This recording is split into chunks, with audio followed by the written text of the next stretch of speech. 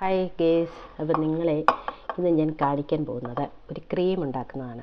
കാരണം എൻ്റെ ഡ്രൈ സ്കിന്നാണ്. അപ്പോൾ ഈ ഡ്രൈ സ്കിന്നിൽ ഞാൻ സ്ഥിരമായിട്ട് ഇപ്പോൾ കുറേയേറെ നാളുകളായിട്ട് യൂസ് ചെയ്തുകൊണ്ടിരിക്കുന്ന ഒരു ക്രീമാണ്. അപ്പോൾ ഇത് എന്താണെന്ന് നിങ്ങൾക്ക് മനസ്സിലായോ?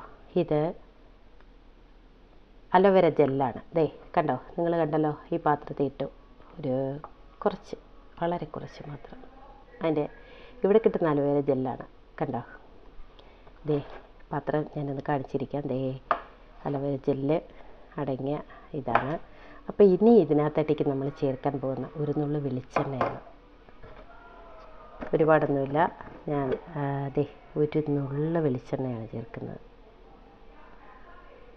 ഓക്കെ, നിർത്തി. ഇതിനെ എന്നിട്ട് നമുക്ക് ഒന്ന് മിക്സ് ചെയ്യാം. കുറച്ചേറെ നീരൊന്ന് മിക്സ് ചെയ്യാം.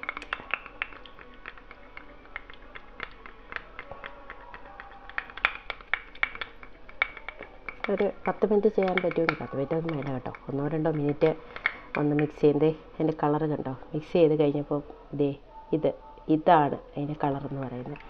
അത് കുറച്ചേറെ നേരം ഇങ്ങനെ മിക്സ് ചെയ്തിട്ട് കിട്ടുന്നത് നല്ല വൈറ്റ് കളറിലൊരു ക്രീമാണ് നമുക്ക് കിട്ടുന്നത്. നമ്മുടെ അലോവേര ജെല്ലും വെളിച്ചെണ്ണയാണ്, അത് രണ്ടും കൂടി മിക്സ് ചെയ്ത് കഴിയുമ്പോൾ കിട്ടുന്നത് ഈ ക്രീമാണ്. കണ്ടോ, നല്ല വൈറ്റ് കളർ ക്രീം. അപ്പോൾ ഇതാണ് ഞാൻ കുറേയേറെ നാളുകളായിട്ട് എൻ്റെ കയ്യിലൊക്കെ തേക്കുന്ന ക്രീം ഇതാണ്.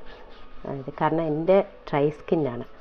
അപ്പം ഞാൻ കുറച്ച് നമ്മൾ തുണിയൊക്കെ കഴുകി അല്ലെങ്കിൽ പാത്രമൊക്കെ കഴുകി കഴിയുമ്പോഴത്തേനും കൈയൊക്കെ ഒരുമാതിരിയാവും. അപ്പം ഞാനിപ്പോൾ കുറേയേറെ നാളുകളായിട്ട് ഞാൻ തേക്കുന്ന ക്രീമാണ്.